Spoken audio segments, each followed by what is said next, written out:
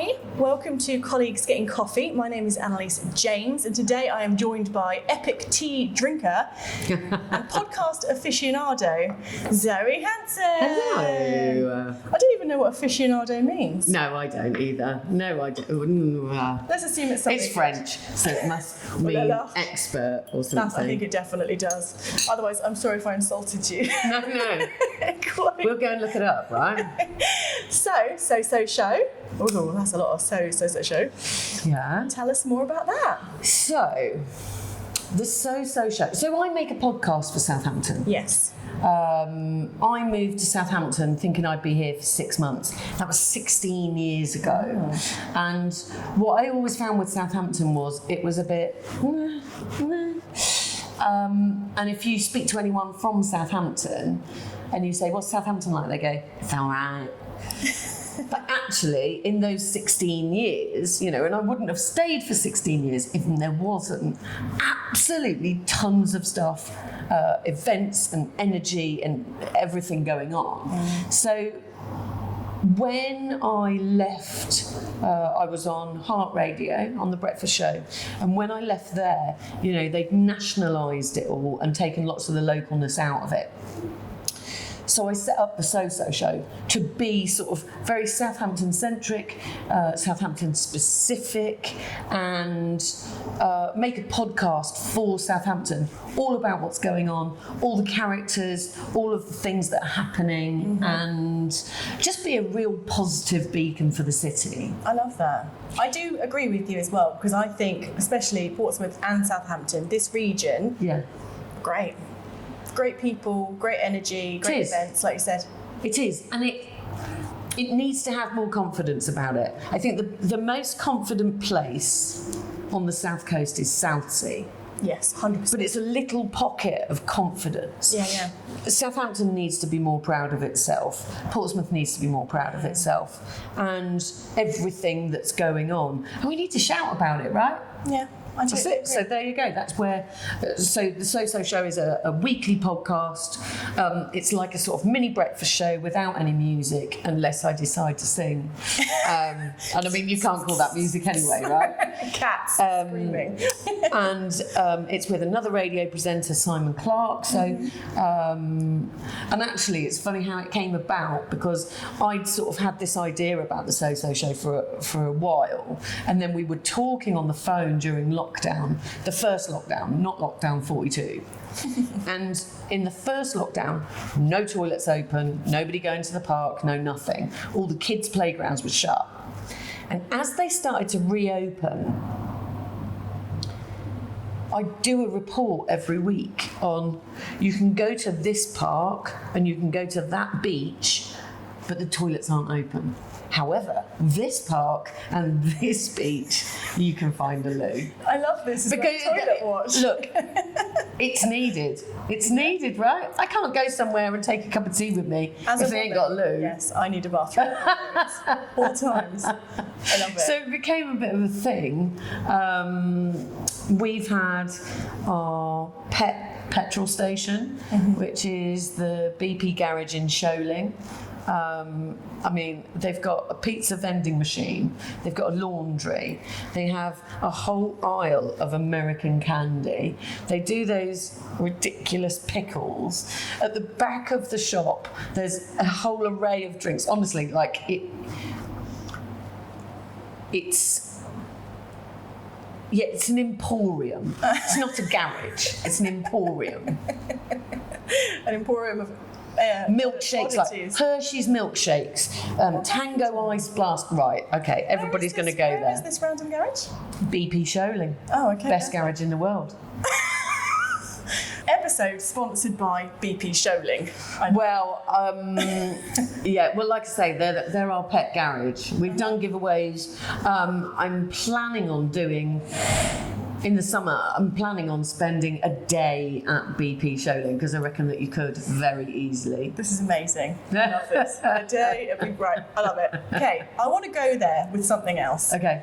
I want to go there because I know that it was difficult when Heart finished. And I have experienced changing in life when you're like, oh, the train tracks have gone in a different direction. And I want to talk about that and how you had the courage to just throw yourself into something else and just do it for yourself. That's amazing. So 4 years ago, and look, we knew that commercial radio was changing. We knew that Ofcom were going to change the rules at some point. We were probably thinking about it for the last 10 years. But having worked on breakfast shows for different radio stations for 20 years, it just became part of me, and it was my life. You know, that's what I did, that's who I was, all of that stuff. So actually, coming out of radio and coming off air felt like a bit of a punch to the stomach. But having said that, my daughter was 6 years old and had never had me take her to school, and would always be dropped round to a childminder at like 5 a.m. in the morning. So I had to, I tried to look at the positives, and being able to spend time with her, being able to take her to school, being able to pick her up, all of those things were just, this is a whole new world to me. So I sort of mucked about with different sort of salesy things, and then, a year after finishing on Heart, I started the So-So show, and it just felt like I'd come home. You know what I mean? Like, I've got my outlet. Yeah. There were a few little ideas that kept going round in my head, and I think the So-So show came about because when they made Heart sort of a national brand and they stopped doing so much local programming, I thought, well, there is a need for local. People love local. People like to hear about what's going on in their area, or they like to hear about you talking about a pub that they've been to, or a night out that's going to come up soon, or and so I knew that there was that need, and I knew that I was, a half decent communicator. So decent. It's it just sort of it fell right for me. Because I think it happens to a lot of people. So I've got a lot of different friends, and it sounds to me kind of like when people leave the army, it's their identity, and it's so difficult to step outside of that. Like, Paul Kincaid's one of my close contacts, one of my TEDx speakers, and he said, I'd always been Commando Paul, like I'd always been Army Paul, and I had to rediscover who I was as a person outside of that. But for me, it sounds like you've kind of just pivoted, used all of that amazing learning, and actually now have a much more flexible and enjoyable life. Yeah, I do. And what's bizarre? So my agent from, he's been my agent for years and years, but he used to look after lots of sports people, Premiership players and golfers and tennis players and whatever. And he said, look, you did very, very well there.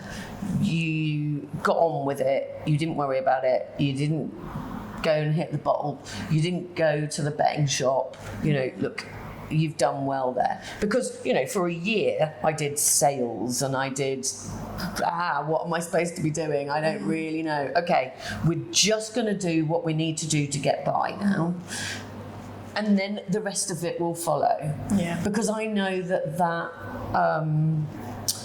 I think I've probably got that something in me that says, no, I want to do that. Yeah, I love that. Give me that challenge, I'm having it. Yeah. So, and then it came good, the So-So show came good. And somebody asked me fairly recently, do you miss radio? Would you go back? And I'm like, I don't think I would. And for a lot of people, when you ask that question, it sounds bitter to say no. But it's the same as, for me, it's the same as, would you go clubbing until 5 a.m? No. Because I did that, and I went hard and fast with work, with partying, all the rest of it. But I've done it, and now I have different priorities, and I enjoy different things. So yeah, I feel like you say, it's the journey. But I just didn't realise at the time that you have to go through these windy paths to get to that point. Absolutely. And it's all leading to here. Well, it's weird because I think always retrospectively you look back and it sort of seems like sometimes you've got these puzzle pieces of life and you're like, why have I got this skill set and this experience and this? And then sometimes you look back, you're doing something, you're like, oh, because it all came for this reason. I have all of these skills for this specific thing I'm doing, and it's kind of crazy that like life is orchestrating this for you. It is. And you know, so the So-So show sort of opened me up as well, because, you know, I was talking to lots of different businesses in Southampton, or, you know, in the SO postcode. That's why it's called the So-So show, just in case nobody realised. But when I was naming it, I said, well, it could be the So show for the SO postcode. I said, but if you're listening outside of the SO postcode, it's just So-So. I love that. But even sort of on the So-So show journey, you know, I'm on another journey now because I've started up another business. You know, after making the So-So show for 18 months or so, I had a couple of businesses come to me and say, can you help us make a podcast? Yeah, absolutely. And, you know, I sort of tried different things and started working with different people, and then some other people started coming in, and I'm like, okay, I think that's probably a business too. So I'm now working in so many different industries, and I think what I used to love was the creativity on air. What I love now is the creativity on air, as in putting these podcasts together for an engineering company, for an accountant, and working out their plan and saying, right, why are we doing this? Okay, this is how I think this should work out. So I've got two questions, slightly different. One is, why do you think it's important for companies or individuals to have a podcast? Because I think. Why do I think it's important? Yeah. I don't necessarily think it is important. Do you know what? I think from brand personalisation, that voice, face, I think it's really important. But I think that's got to be answered by the business. Interesting. Okay, yeah. Why do you want to make a podcast? Yeah. Who do you want to talk to? Why do you want to talk to them? What message are you trying to get to them? It's good. It's not necessarily important unless you understand why it's important. Yeah. And do you find did that make sense? Yeah, 100%, yeah. Okay. But do you find with companies that you approach, if they just want to do it because they're like, oh, it's kind of cool to do this, that the success is not as good as if they actually have all those other variables considered? Right. This is where all my planning comes in. This is why you bring in the podcast lady. Because I'm not slating people that do this, sort of am. Sorry, not sorry. But some people will buy a microphone, talk into it, say what they want to say, with no thought for the listener, and call themselves a podcaster. And if you haven't thought about what you want to say and your listener, you're not a podcaster. I've got scissors in my kitchen, but I don't cut my hair, right? And there is the deal, right? I don't do my own accounts. Why not? Because I'm not the expert in it. Interesting. I like that. That's a great answer. You don't. It's all about the planning. Yeah. It's all about why. Always why. What is somebody going to get from listening to this? I love it. I mean, you're probably getting nothing from listening to this, right? I'm loving it. I'm like notes, pen, and paper. Second question. Yeah. Top. Oh, was that not two? No. Oh, hang on. No, sorry. I can control it. I'm like, It's 25 all right. questions later. This is my second question. What are are your top 3 most exciting moments on the So-So show? I can tell you my top 1. Absolute, go for it. My absolute number 1, it was, I'm still over the moon about it. I'm still putting it out now. It was interviewing Sooty. What, from Sooty and Sweep? Yep. No. Yep. Yeah. I love that. And he doesn't talk much, you know. But he doesn't even squeak. That's Sweep. But he did fire a water pistol at me. Babe. And it was brilliant. And it was, I just love Sooty.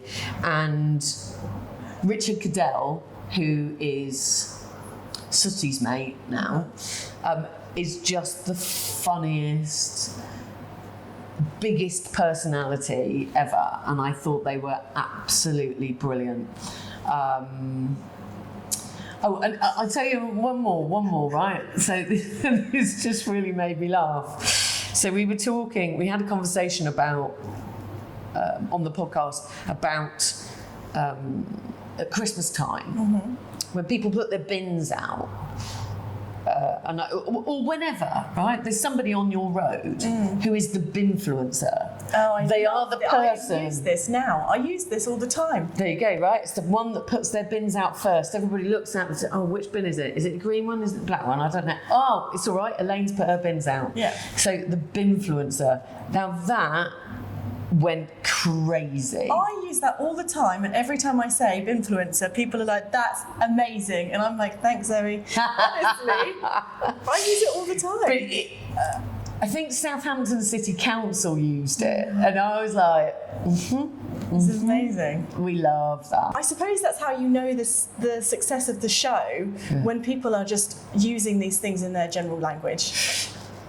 Absolutely. So there's the binfluencer, but then there's other things that... So when we first started the So-So show, of course, nobody knew what it was, who it was, all of that stuff. We're now sponsored by Visit Southampton. We make 6 West Key specials every year. And we're sort of within those circles. So what happened, you know, years ago when we started it, was we were going and knocking on doors and saying, hi, can we talk to you about this? And, you know, and actually, I feel like, leave me alone now, right? Dear. Like, there are so many people wanting to come on now. You know, we're booked up with guests for the next couple of months easily. I think that's a really good sign of when you're committed to something and you're consistent, because it really does create that certainty. People are like, yes, they show up and do this. And not arguably, because in the beginning, probably weren't making money. I imagine through sponsorship, maybe there is a bit of money now. Yeah. But you just turn up to do a good job because you've got something to say. Yeah. And that's amazing.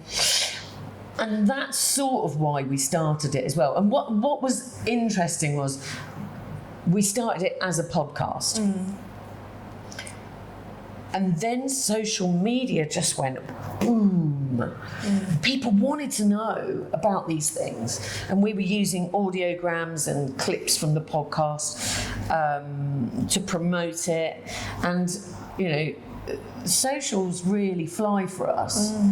You know, and we have amazing competitions. You know, I think this week we've got a competition running for tickets to the 100. They're the games that sell out, right?